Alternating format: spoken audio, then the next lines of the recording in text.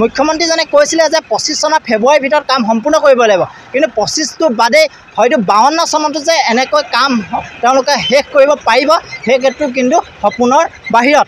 আমি ইয়াৰ পৰা এটা কথা সকীয়াই দিওঁ যে অতি সোনকালে যদি কামসমূহ তেওঁলোকে সমাপন কৰি শেষ নকৰে, ইয়াৰ পিছত কিন্তু ৰাইজে গণতান্ত্ৰিকভাৱে বিভিন্ন ধৰণৰ কাৰ্যসূচী ল'বলৈ বাধ্য হ'ব। যোৱা প্ৰায় 10টা বছৰ তেওঁলোকে কাম আৰম্ভ কৰিছে।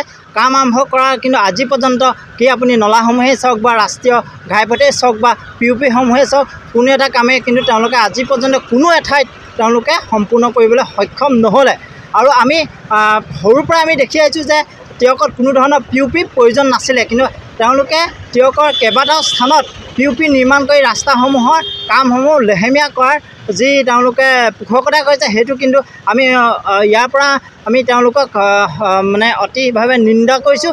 আৰু তেওঁলোকে অতি সোনকালে ৰাস্তাটো নিৰ্মাণ কৰক, যাতে পথচাৰীসমূহ ভালদৰে অহা যোৱা কৰিবলৈ সুবিধা পায়। আৰু এটা কথা ইয়াৰ লগে লগে আৰু এটা কথা মই ক'ব বিচাৰিছোঁ যে তেওঁলোকে কিন্তু ৰ'দ দিলে শুই থাকে, বৰষুণ যেতিয়া দিব, যেতিয়া বাৰিষা আৰম্ভ হ'ব, তেওঁলোকে কিন্তু কামৰ গতি অতি মানে একদম খৰতকীয়াকৈ কৰিবলৈ বিচাৰে যে তেওঁলোকে কামসমূহ সম্পূৰ্ণ কৰি আছে। কিন্তু ৰ'দ দিয়া বতৰত কিন্তু আপুনি কোনো এঠাইত মানে হয় যোৰহাটৰ পৰা আপুনি জাজিলৈকে দেখিব কোনো এঠাইত তেওঁলোকে কাম নকৰে। সেই ৰ'দৰ বতৰত যদি তেওঁলোকে কাম কৰিলেহেঁতেন আজি এই অৱস্থা নহয়, ৰাইজে জীয়াতু ভুগিবলগীয়া নহয়।